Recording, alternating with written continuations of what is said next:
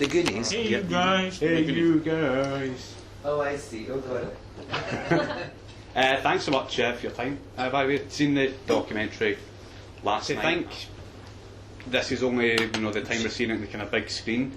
Are you guys kind of shocked by that? I think you were working on trying to bring it to screen at some point, and it didn't quite work out. Yes. I was always aware that that this story had never made it to film, and myself and my classmates, we never quite understood why that happened, because to us it seemed like the perfect high school movie. And in a way it kind of, I don't know what you think, Alan, but I think it's very strange that your Brandon Lee film didn't happen, and then a couple of years later Drew Barrymore's Never Been Kissed was suddenly out with Drew in the Brandon role. It's a kind of riff on the Brandon story, really, Never Been Kissed. I've never thought So that. in my mind, Hollywood went and spat that out. That. Well, I saw Yeah, it recently. But didn't Oscar. So it was kind of coming down. I was like, at some point we're going to have to tell this story, otherwise we're all going to forget it. And so, and memory is a part in the film as well, in terms of what people remember and what they don't remember.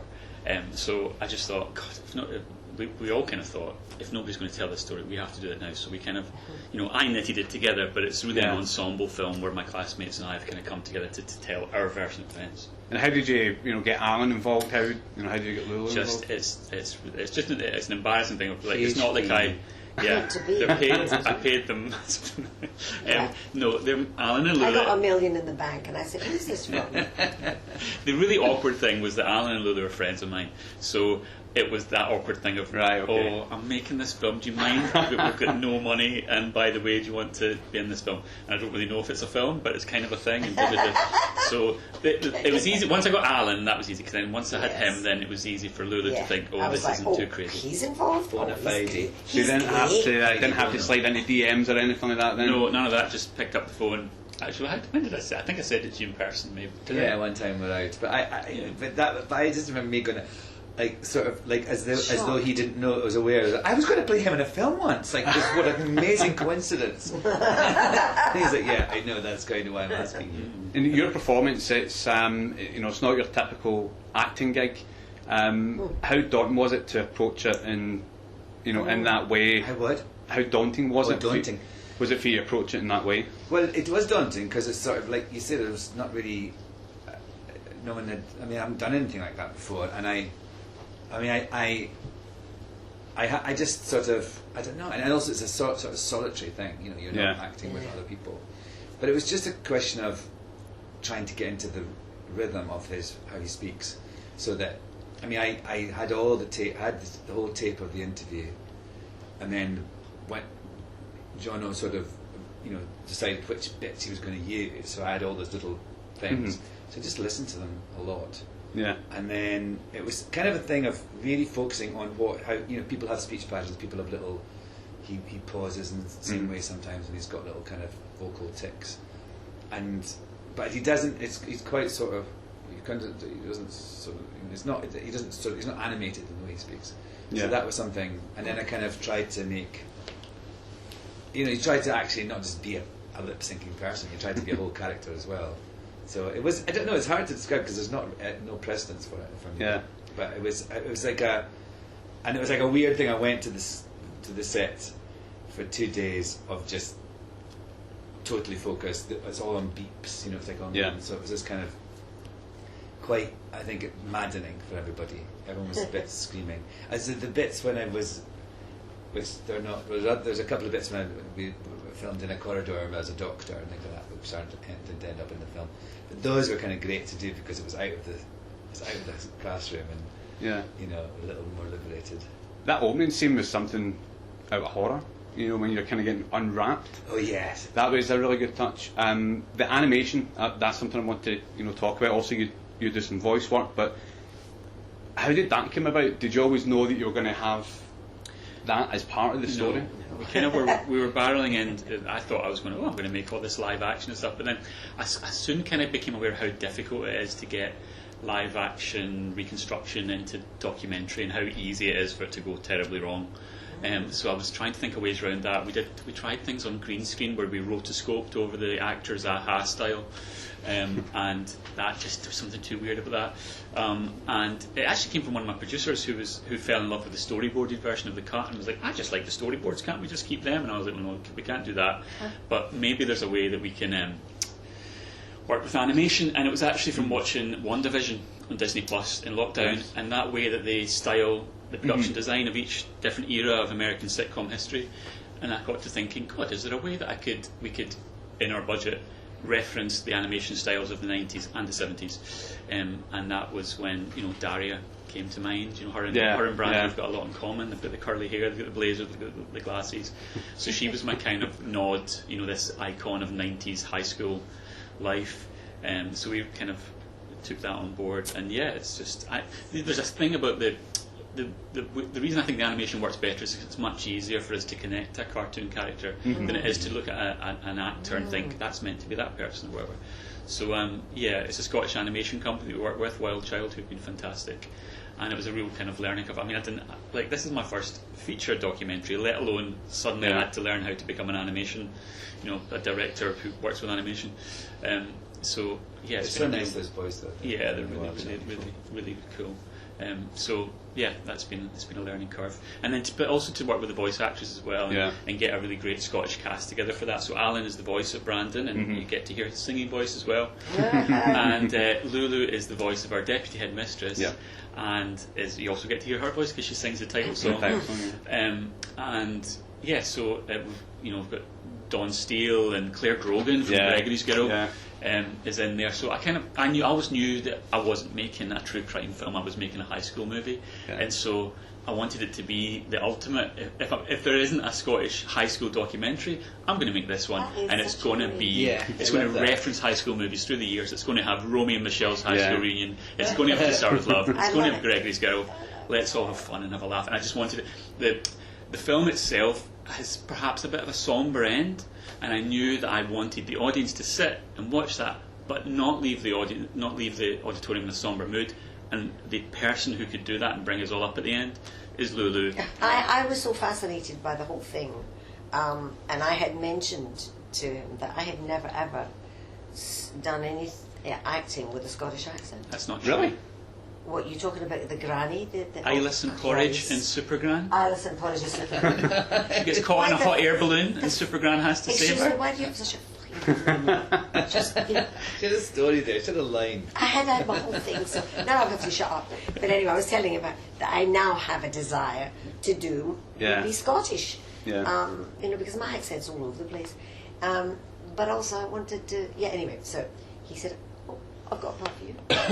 Was that a case that you were actually, in the studio with the other voice actors at the same time, or it's kind of very solitary? Yeah, he told me what to do. It's very rare that boom, boom, you boom. ever are. So quick. It was great.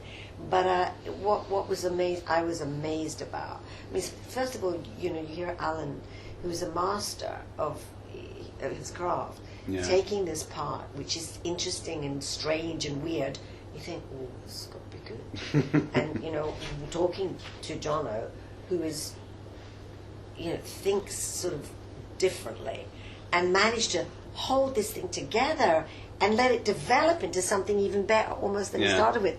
It was like, oh my God, I've said yes to something really good here. Yeah. And then he comes up, because I thought, I've got a wee part, I'll just be sort of Scottish or whatever he wants me, I'll do whatever he wants. And then when he asked me to do the song, and the song is a great song, and I sang it and I thought, God, this sits perfectly within it sits on my sweet spot, vocally, and it's a great song. I mean, it just sounded great, the whole thing, and it evolved. And I think that's the thing about the evolving thing. I think that over the years of you doing this, what the bits I've seen have sort of changed. The actual film itself, I think that's the thing about documentaries. You don't really, it's about a subject, but what the actual narrative even is, or even the genre. The genres have changed in this over the years. And I think that's so exciting to see, for it to find.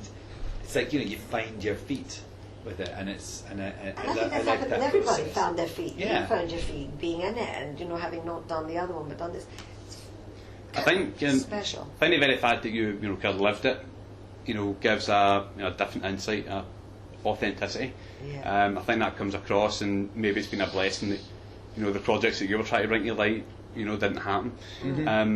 One final question. I know time's short, but what is it you're working on next? Have you got anything in the pipeline? I've got an idea for what my next project should be, but it's really early doors. I kind of need to get this out and sell it, but I do have something in mind, and it's Scottish.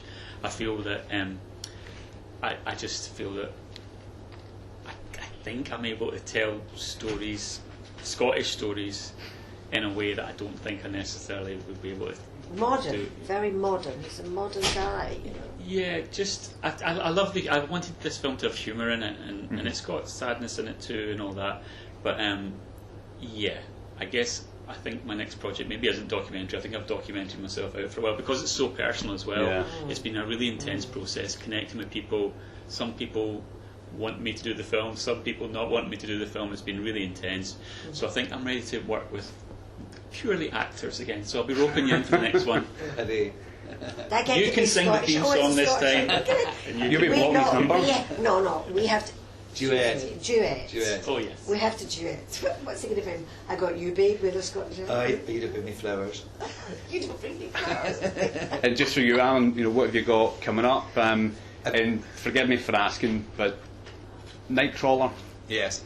Doctor Strange is, hinting at X-Men crossovers in the MCU. Is that a character, that's firmly in your past, or if they brought something to you, would you consider it? I saw a thing about, but I think little Cody Smith McPhee. I say he's very keen to get into the Marvel universe, and he said something about the other day, and I was like, good for you, go on then, because he was like young me in one of those films. So I sort of think I think my superhero days are over.